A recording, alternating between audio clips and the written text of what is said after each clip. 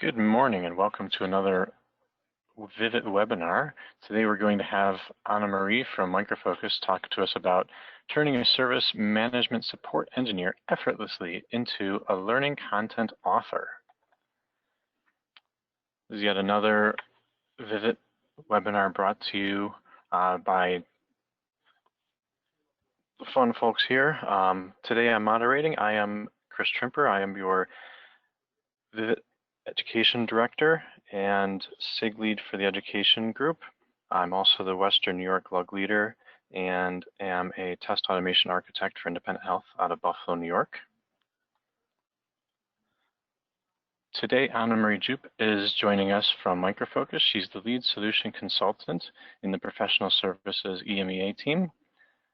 She's worked in education and adoption for more than 10 years in a variety of different roles. She had experience from sales, delivery, and consultancy, and she delivers live demonstrations, like she will today, proof of concepts, and proves pre and post sales for customers across EMEA region on Micro Focus adoption readiness tool. Just a couple notes on housekeeping. This is a live session and is being recorded for all the Vivit members. Off to the side of the webinar control panel, you're going to see a section where you can type in questions, and we're going to hold question and answer session at the end of today's session. So I'd like to turn it over today to Anna Marie and hear all about turning service management support into learning content with some really great session details. Thanks, Anna Marie. Thanks, Chris. Can you hear me okay? Wonderful. Perfect. Okay, so good morning or afternoon, depending on which part of the world you're in at the moment, and welcome to this Vivit Special Interest Group webinar on turning a service management support engineer effortlessly into a learning content author. My name is Anna Marie Jupp, and I'm a lead solution consultant for Micro Focus Professional Services. My job is specifically around helping customers to maximize their software investment by looking at ways of improving their enablement and adoption of their software. I've been in this industry now for more than 10 years and have managed to work for 4 different companies without actually leaving an organization.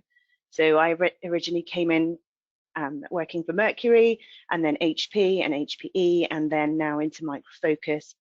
I've moved across from coordination to delivery management to field sales, and now I'm a solution consultant for education in professional services.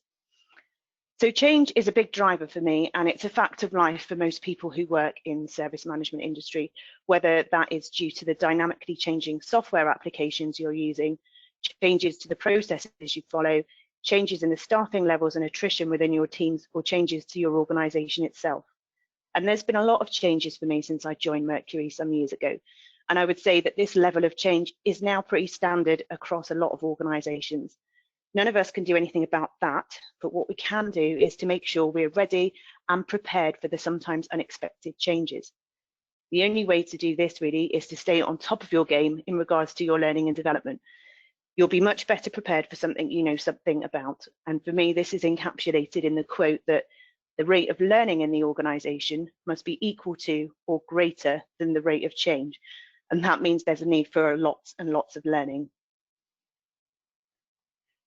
So let's just run through the agenda for today's session. In true learning and development best practice, we'll start with your story, which is a scenario based on a role within an organization, and present this topic from that perspective.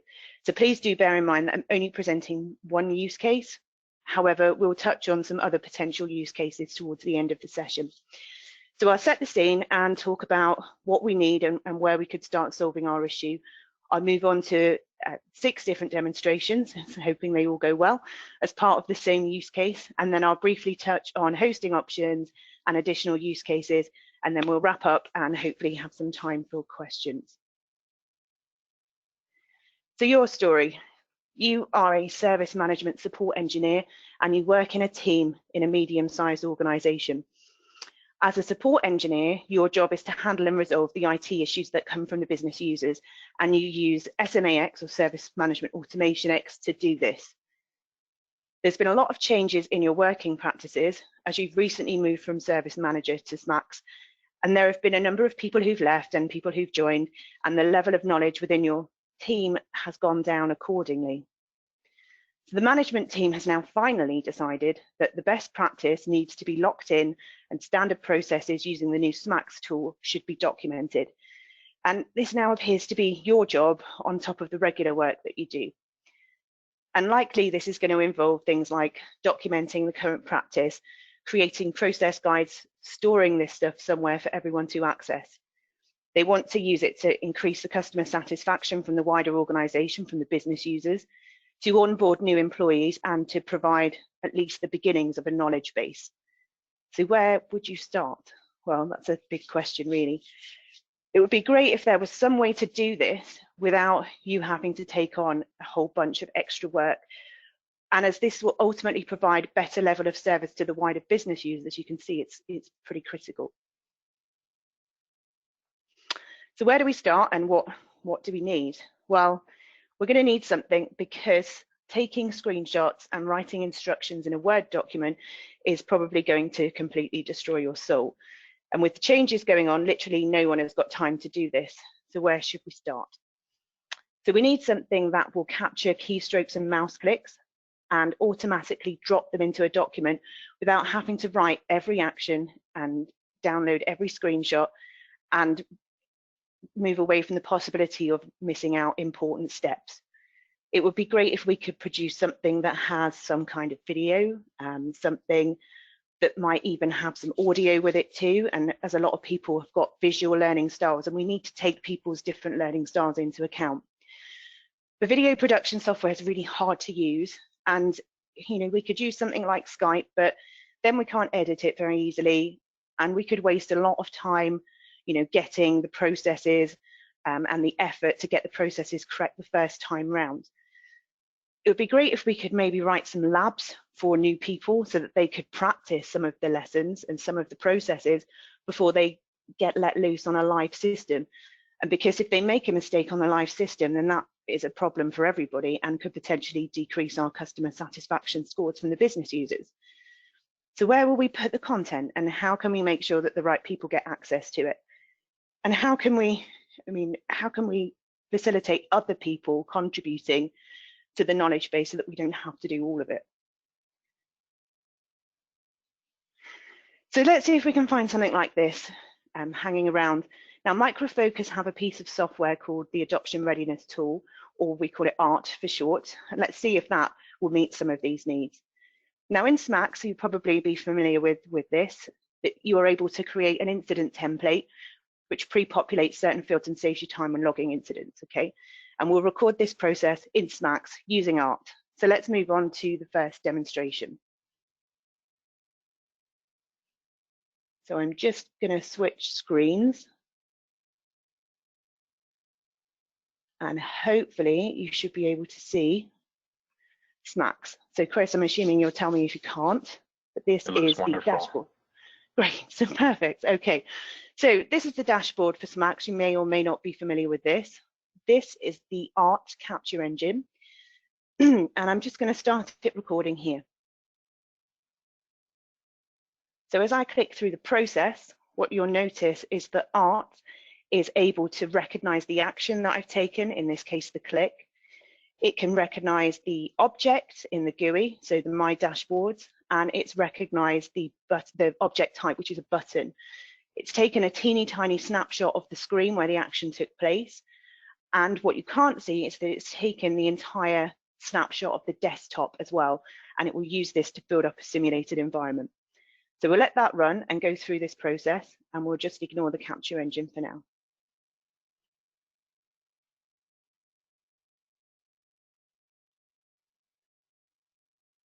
Okay, so if I go into templates, if I had any templates, they would be here, but I don't.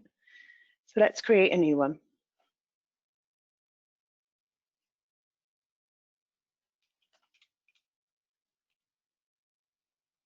Okay, so our user is reporting an issue of being unable to print.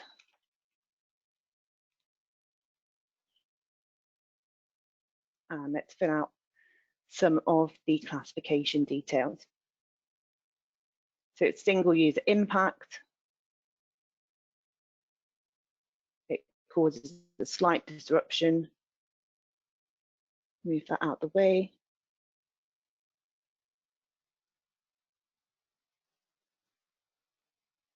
The printing service.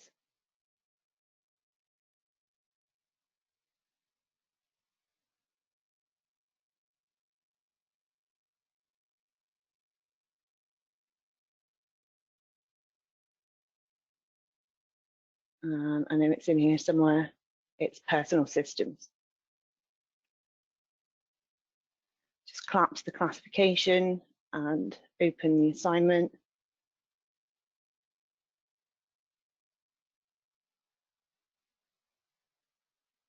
Okay. Currently assigned to the service desk. And we need to assign it to hardware systems. Hardware services. Okay, so that's all the information we're going to put in this template. So we go ahead and save it and then go back to the template screen. Okay, and now our template appears here. So I'm going to stop the capture engine and it's going to take me into the Art Developer Kit. And from here, you can make some edits and changes and you can publish. Okay. Because Art records the keystrokes and the mouse clicks, it records everything indiscriminately, then we can get rid of a few kind of extra steps. So I'll just do that here.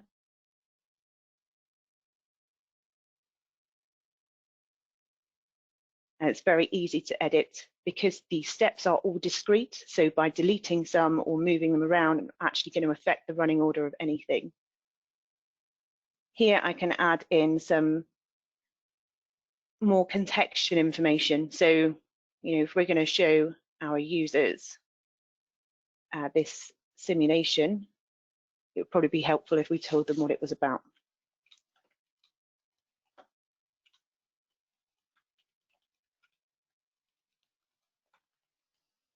It would be really great if I could spell first time round.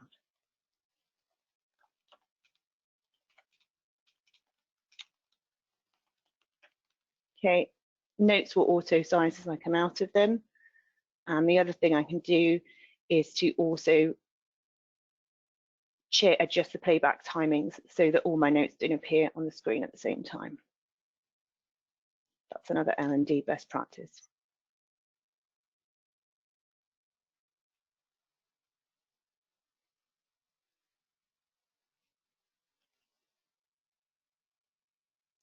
Let's move that to the beginning of the simulation.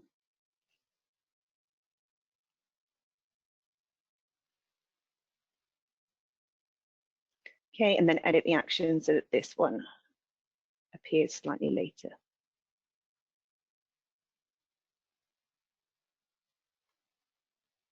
Might add in a few more notes, like here. We should tell our users that if they had templates, they would show up here.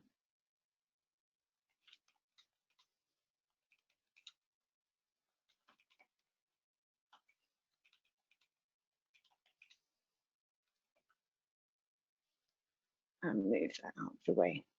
If I wanted to add any audio in for my auditory listeners, I would just do that here.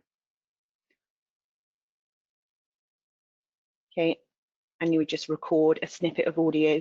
That snippet of audio then belongs only to that particular step. So if I need to change my simulation, if my processes evolve, which happens frequently, then I don't need to record a whole audio track over and again. I would just need to re-record those bits of audio that had been changed or with the steps that have been changed.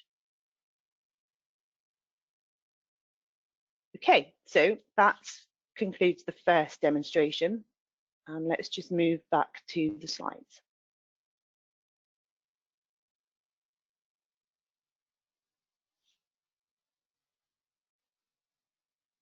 Okay, hopefully you can see the slides again now.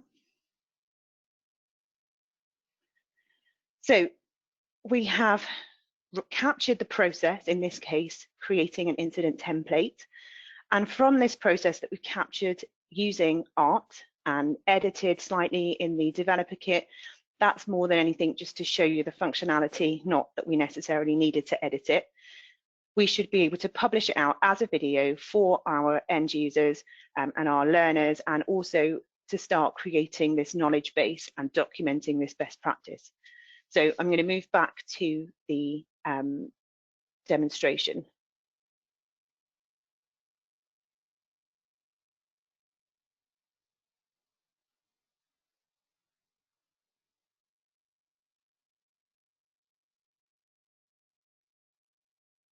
Okay. So when published, this is the simulation or video, if you like, that we've just created. If I move that out of the way, it should help you see it better. Okay, so that was the note that we added in. I'll move my mouse out of the way. And here you can see, as I explained during the first demonstration, that art has recognized the action, and it's recognized the object and the object type, and it's taken a snapshot of the entire desktop to build up this simulated environment. So whilst this looks like the real SMACs, it's in fact not. It's a bunch of screenshots that behave in the same way.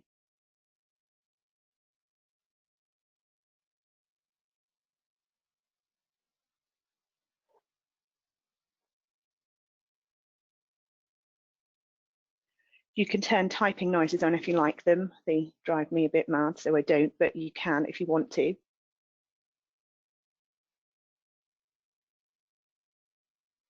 And you see what you've got here is a very professional looking content that's been created literally just by recording a process that, as a support engineer, I could very well have had to go through anyway.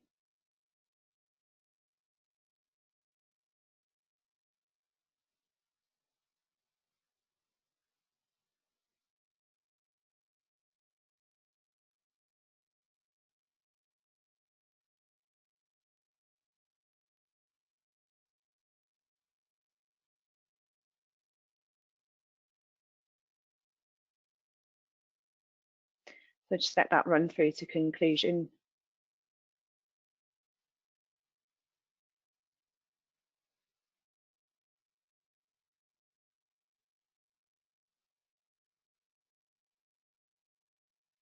Okay, so let's go back to the presentation.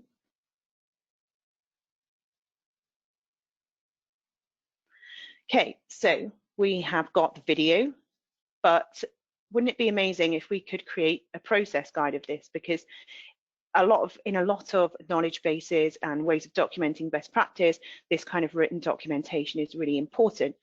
So let's have a look back at the third demonstration, which is creating a process guide.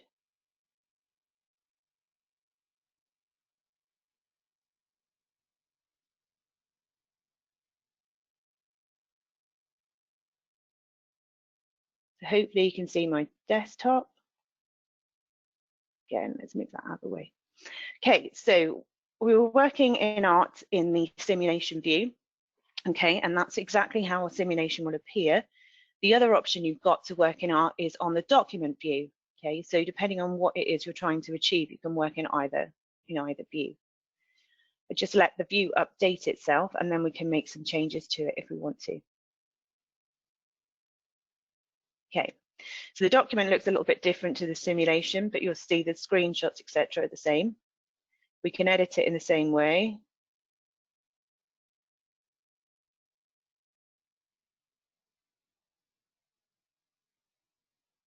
So here, for example, you have to bear with me, I'm using a virtual machine.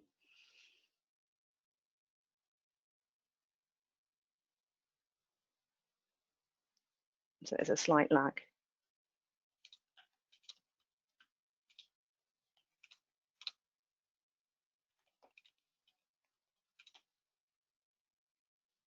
So I might want here to give my user a bit more contextual information.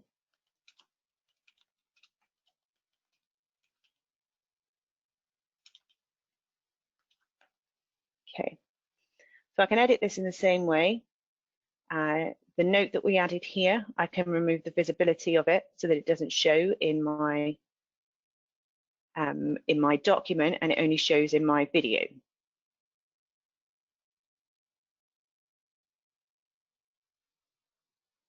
Okay.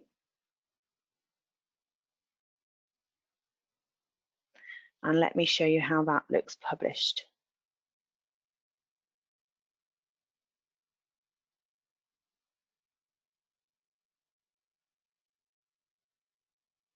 Okay, so this is published out to a PDF. It's probably worth noting that all of the art documents are rebrandable, and that's a change with making the template and then publish all of your documentation out in the same way. You can see the purpose that we've provided or changed, and here what you've got is screenshots already dropped into the document for you. You've got steps in logical order. Here you've got a tiny or small red arrow which lines up to where on the screen the step takes place. You've got the object and the action and the object type, and you've got the teeny tiny snapshot, and then obviously you've got the entire desktop as well. So this was created at the same time that we created the simulation, and that works on single source multiple output. So for each recording that you make, you have around 20 different potential publishing formats, and from that, depending on what it is you're trying to achieve, whether it's test scripts, videos, or written documentation, you can decide which ones you want to publish from that one recording that you made. So let's go back to the presentation.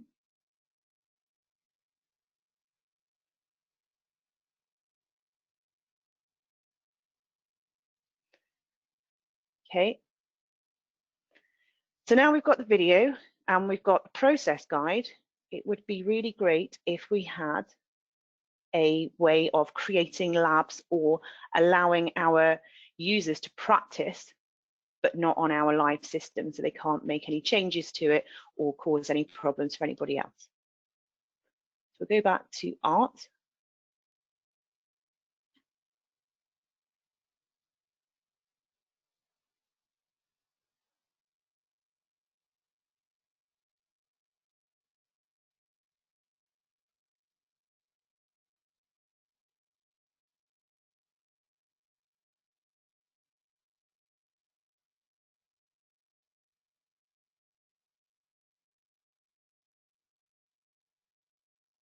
Okay, and this time we will go for a try me.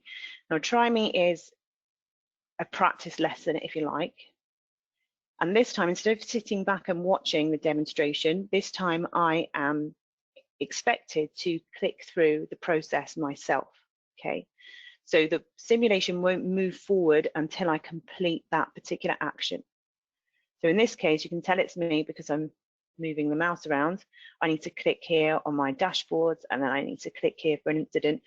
So for the end user, it's a very good way of actually gaining some experience, practical experience of that process before you actually let them live on the system itself. Okay, and some of our art customers have actually put this in place as a way of gatekeeping.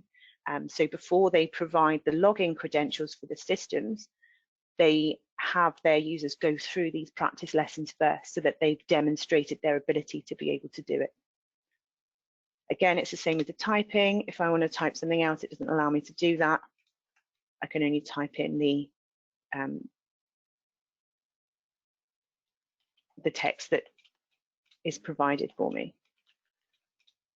Okay, right. So we won't go through that any further, but that gives you an idea of what a practice lesson would look like. So let's move back to presentation.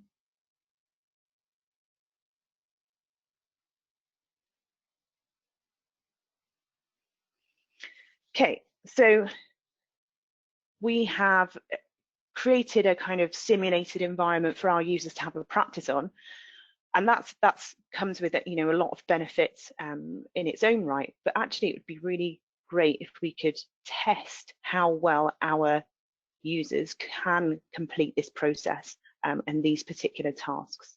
So let's go back, and I will show you what we call a test me.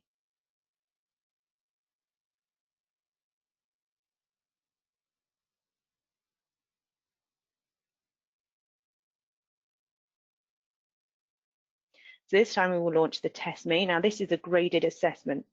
So again, same simulation. So this is all about reusing the same content and the same recording that you created originally that took just a few minutes. Now this time I'm presented with the dashboard and I've got no hints as to what I need to do. You can add hints in as and when you prefer. It's often good practice to provide your user at least with a brief as to what it is they're expected to do. Now, if I click through the process in the correct way, the simulation progresses. But if I click the wrong thing, I get this note up which says to me, look, that's not right. Would you like some help? The minute I click yes, I will start to be deducted points. Okay, so I will start this simulation with a set number of points. Each time I make a mistake, I'll have a point docked. And if I get too many points docked, then that counts as a fail. Okay, this is a really good way of checking that your users can really do this before you let them loose.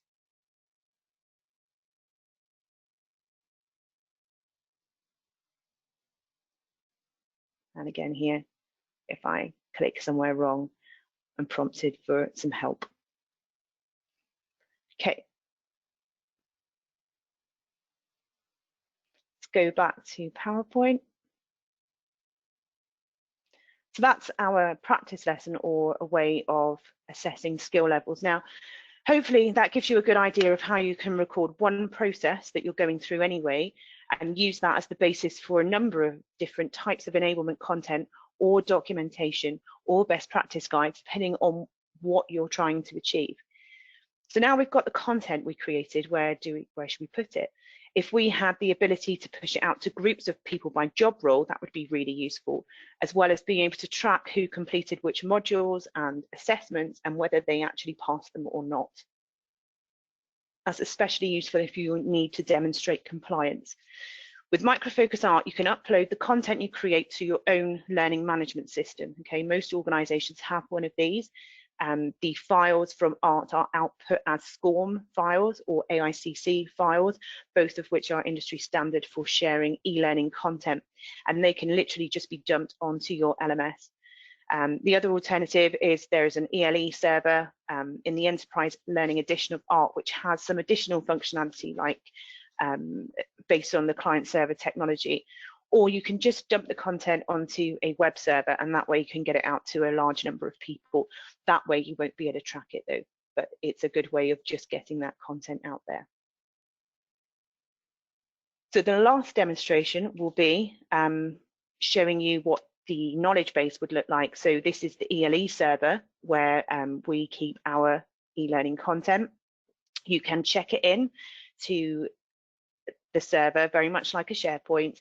It allows you to collaborate then on the content. So if you've had a number of people who are content authors or your subject matter experts on these processes and tools, particularly with an SMAX or others, then you're allowed to collaborate on them using this check-in, check-out functionality. Also gives you version control and indexing for an end user portal. So you have an authoring portal and an end user portal. The end user portal is a way of getting that content out to your people, and they will be able to search as well for the different types of enablement content that you've put in there. You can upload entire course modules, you can upload learning paths, or you can upload individual simulations, videos, PDFs. Okay, so let me just share that with you. Okay, so I'm coming out of the VM now.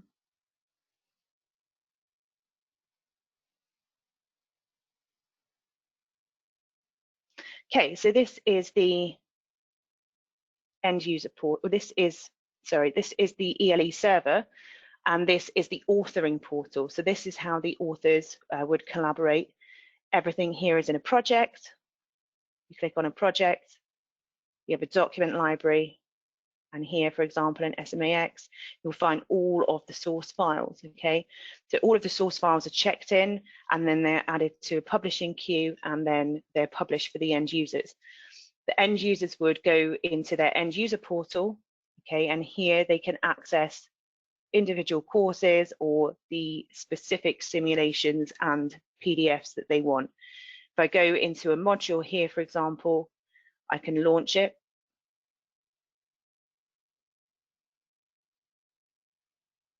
And this is the kind of courses and modules that you could put in there. Okay, it's a bit more interactivity, some hotspots and bits and pieces like that. Easy to navigate, and of course, everything is labeled in a really logical and meaningful way, which means that your users can access the exact content they need when they need it. If I go back into one of the simulations,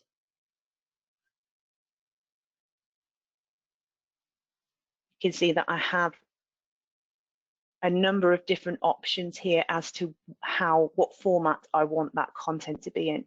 So for example, I can select here the PDF. So this is our process guide. So very similar, or I have the option to go straight for the simulation.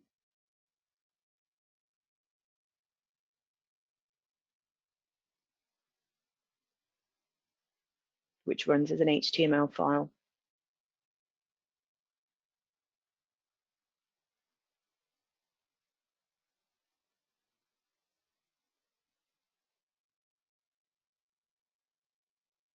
So again, all of this was created on the SMAX using art.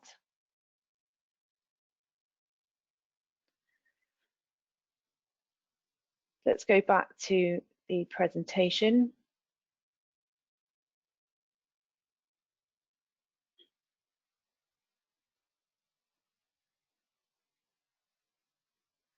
Okay, so art has some different use cases depending on which vertical you're in and which tool sets that you use. But in addition to creating enablement content and process guides and any other kind of documentation that you need around technical software application, you could also use art to create, so it's thinking specifically from a service management point of view, you could use art to create MP4 videos that cover very simple processes like how do you log on, how do you reset your password, how do you raise a support ticket, that are customer facing for the business users, if you like, of your organization. Okay, MP4s can be put on a SharePoint, for example, embedded in a number of different applications that can be accessed kind of there and then. So that's another use case for it. You can record tests of new functionality and processes in Service Management Automation X to recreate any errors or defects. You could use art to create walkthroughs of any new functionality or processes your organization implements in this particular tool, as well as providing tours for the business users. You could use it to document configurations made on your tools by external consultants, okay, and that's a big use case for some of our customers. And you could use it to document existing processes to find ways of becoming more efficient as an organization. And all of these additional use cases are still creating enablement content at the same time.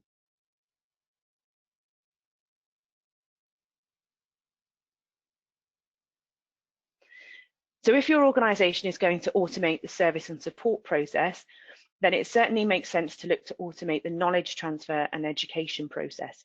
So if you take one thing away from this session, I really hope it is that it's possible to automate the education process. Automating the service management process is top of most organizations' lists right now. So it follows that there are other parts of the organization which would benefit from this automation. And education is one of them, as there are many others. Self-paced, accessible, anywhere, anytime learning and best practice content is nearer than you think. Using a tool like art, hopefully you have seen how it's possible to do this. Even down to creating the enablement content during the testing process before new software is rolled out to employees. This way you can save masses of time, you can create better content that you've been able to do up until now. When I started with Mercury, some time ago, it was pretty common practice for learning to take the form of going out of the office for a week to a training centre where you spent each day doing labs, listening to the lecturers, drinking too much coffee and eating too much cake in my case. Whilst this still has its place in some situations, the overarching requirement for enablement is that it should be convenient and it should be available when I need it. It should be cut into smaller chunks so I can fit it around my regular work. A tool like ART will enable you to create the kind of enablement that works for your organization with content that's been created on live systems and live environments with real subject matter experts. You can automate this process, spend more time on being innovative, and facilitate well-trained and competent team members. Okay, so that's the end of the demonstrations and the presentations. I'll hand back over to Chris for some questions. Outstanding. Thanks for that, Anna Marie. And we really appreciate that you put yourself out there and gave some live demos. It really made a big difference. So thank you for that. All right, we have some questions in now. Anyone attending, please feel free to send questions now so that we can make sure that your questions get answered. But we're going to start off with a couple that came in during your session. So we have a question here asking what the main publishing outputs are for ART. Okay, so ART outputs as 4 different types of simulations: show me, try me, test me, and quiz me. That's a practice lesson, a demonstration, and 2 types of assessments.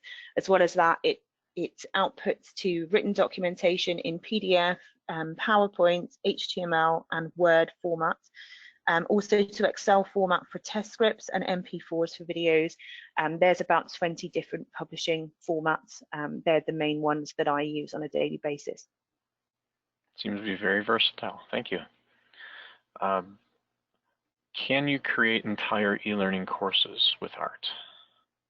Yes, you can. So what I showed you during those demonstrations was how you would create, just a one-off process. But best practice for your learners is to give them a logical structure to follow. So you would create a course module, and within that course module, you would embed simulations, so different processes that follow a kind of logical structure. This gives your end users a kind of start to finish approach to their learning. Each module obviously is a building block, and you can create a number of different modules to create courses and learning paths, etc. So it's very much whatever you want to do with it. There's a lot of flexibility with ART to do that. The beauty of just being able to access those individual simulations and PDF process guides is that people don't want to sit there and go through a module that might take them 40 minutes when they just have one question or one piece of information that they're looking for. So ART gives you that, the cover it from start to finish, or you just find the exact bit that you need. Yeah, I was going to say, it sounds like that's a really good technique for when you've gone through the learning and then some months have gone by and you might have forgotten one small piece that you don't use frequently. It sounds like you can go back and just look at that piece as opposed to having to go through the whole course again. Does that seem accurate? Yeah, absolutely. This is what I say about people not wanting to go through all of, especially if they've been through it once, or if they've had, exposure to a particular tool before, maybe in a different organization, or maybe when it was slightly different or a different version of the tool. They just want to know how that functionality works. They don't want to go through it from start to finish as if they'd never had any exposure to the tool at all. Oh, for sure. And it seems like it fits the on-demand culture that we all seem to be following. So that's pretty cool. We have someone here wondering, for the demonstration you gave, what version of ART were you using? At 5.4. You said 5.4? Mm-hmm. Outstanding. All right, next question we have. Could you explain how you would go about updating, I guess they said document, or maybe it's an e-learning course, when an application upgrade has occurred? Yeah, so ART is really flexible in that way as well. Depending on how different your process is and how different the application is, it may be that it depends how much time you've got and all of that stuff too. Sometimes you could just add in a few little notes that say, in the version that you're using, it might look slightly different. The best practice is always to make the e-learning content look the same as the tool that users are working on a daily basis. So you can just go in, you can take a snapshot of the new user interface and the new screens, and you can literally just paste them into the art steps, okay, so where they change, and then you can just move around your action boxes and things like that. So that's one of the real kind of value adds to art, is it's very easy to maintain that content as you go through processes evolving, software upgrading, you know, stuff that hits people regularly. And content that's easy to maintain will be maintained. You kind of don't have any excuses not to keep on top of it, because it is a short job to go in and just change those bits that you need. I mean, art's very much a tool that, excuse me, that you can reuse content that you've got. So if you've created a simulation in art and you're going to create another simulation, but the first 15 steps are the same, you can just pull those 15 steps in, okay? So you don't need to re-record any of that stuff. You just start from those 15 steps and add your additional steps in. And the same for when you are updating the content. You just paste in the screens that you need. You don't have to re-record everything. You don't have to recreate the simulation itself. You just change the bits that need to be changed. Oh, it's great, because it seems like in my organization, and probably many others, just to add on to that question, you know, you have it where a process, there's a new field that's mandatory that's added in there. And instead of having to redo all your documentation, it sounds like you can just pop in that new piece and just have it, I guess, republish. Yep, so you just republish it. So I don't know if you saw in the art developer kit on the left-hand side, you have like a step view. So each step is listed there. So say step 5, now you need to add this mandatory field, or put something in this mandatory field. You go to step 4, insert step from new recording, record that one step, and it drops it right where you told it to in that process, so that you don't have to re-record it because of one small change. You just pull in the new, you know, the bits that you need to change. It's about the reusing and not, you know, having to recreate things all of the time. It's the same with the audio that I mentioned during the demonstration. You know, if I add that new step, I don't need to record the whole audio track. I just record the tiny bit of audio for that one step. That's nice. Doing demonstrations, I can recognize that trying to do one long track of audio is just terrible, but snippets are very easy to do. Yes, one long track, yeah, especially if you're not using an editable or an easily editable audio recorder. I felt the pain before. Cool. Now for the content, next question we have in is there a limit to the audience for the e-learning? They put down internal, external, contractors, or other. So no, I mean, it depends where do you host it. If you want to put it on your LMS, but your contractors don't have access to the LMS, then, you know, that's something you need to think about, you know, an alternative hosting provision.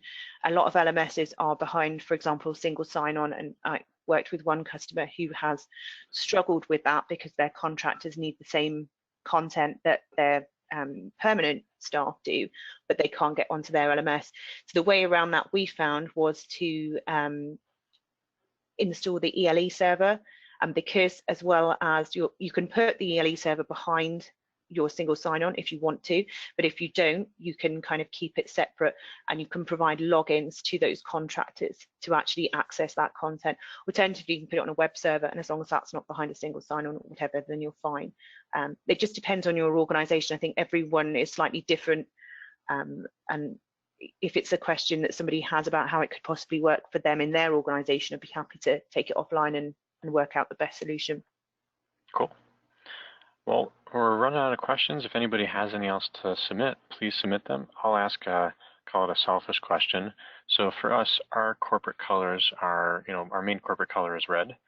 I noticed in your demonstrations a lot of the pop-out boxes were a certain color. Do you have the ability to theme all the way through and have it so that corporate branding feels like it's straight through all of your e-learning?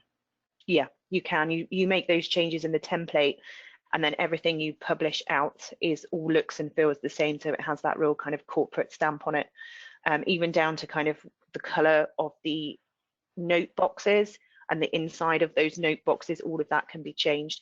Ours is obviously geared towards Micro Focus branding, so it's very blue, but anything else like that, you can change it to make it better reflect your own branding, even down to being able to pick the exact RGB colors of logos. And there was a box and kind of branding around the course module that I showed you for a SMAX course. All of that can be completely changed in the color scheme, the text colors and the lines and all of that stuff. So if you want to change it, there's a way to do that in the template. Cool. And then, you know, given your history with Mercury straight through, it sounds like you've probably had good experience with all that, considering they've all had different colors. Yes. And it's the first thing, you know, when a customer buys art for an e-learning solution, usually with a pre-built content pack. We have a number of those on SMAX and many other Micro Focus products. One of the first things they will do is create their template so that they will just republish out the content that we've given them, just with their own organization's branding. So, you know, for their learners, you know, it looks just the same as anything else that they might come across, from their standards of business conduct and their health and safety training, their technical training, all looks the same too. Cool. Actually, one last question pop in, and then I think we'll close up. And it says, and I think this ties to what you were just saying, what sorts of applications or application technologies can they use for making courses with art? So art was developed primarily for our Micro Focus application. So most of our portfolio, we have a content pack that matches. And this is a good way of saving yourself time in terms of content creation, because you can start with our pre-built content and you can tailor it to reflect your own implementation. But outside of our Micro Focus products, art will record against anything Windows or web-based. Okay, so that means that if you have a new expenses system, you can record how do you submit a expenses form, or, you know, if you wanted to look at how your service desk works with other third-party products that don't come from Micro Focus, that you are able to record that whole process from start to finish across a number of applications. No, that sounds great, especially, yes, submitting I don't know how to submit travel expenses. I'm terrible at it, and that would be a good one to have. And secondly, you know, with Micro Focus opening up their doors to more things with, say, Octane integrating in with Jira, you would hate to have stop the e-learning at Octane, but to carry it through to other tools is pretty slick for a, you know, single pane of glass on education. Very nice. Yeah, absolutely. Yeah. So anything Windows or web-based, it will record against. Great. Well, I think we're going to close up. So if we can just forward to the next couple of slides. You know, if there's any questions, pop them in. We can get them answered after the fact if need be. So we have a couple of upcoming events.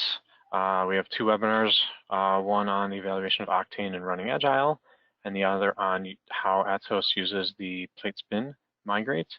And then 2 meetings in Orange County and then in San Diego coming forward. We also, for the folks in the US, have a series of roadshows coming. These are really exciting. It's something that we're launching this year, where we have a full day of half ITOM, half ADM presentations, where a Micro Focus and partner and customer will meet to present about that. Lunch will be sponsored. There'll be a couple of dozen people expected at each event, so there'll be some seats for you. If we just go to the next slide, Anna Marie, because and go through the locations. We're going to have Atlanta, Georgia, Cleveland and Dublin, Ohio, Washington, D.C., Troy, Michigan, Richmond, Virginia, Chicago, Illinois, somewhere in North Carolina, St. Louis and Kansas City, Missouri, and Wisconsin. So with that, we're going to close up. We all thank you for joining today, and thank you, Anna Marie, for hosting this session with us and really giving us a great demonstration and look into art. Thank you for having me. Awesome, thank you. We look forward to chatting more. You know, go to vivitworldwide.org for the recording of this and for other session content, and really just to come and collaborate. So on behalf of Vivit, thank you very much and have a wonderful day.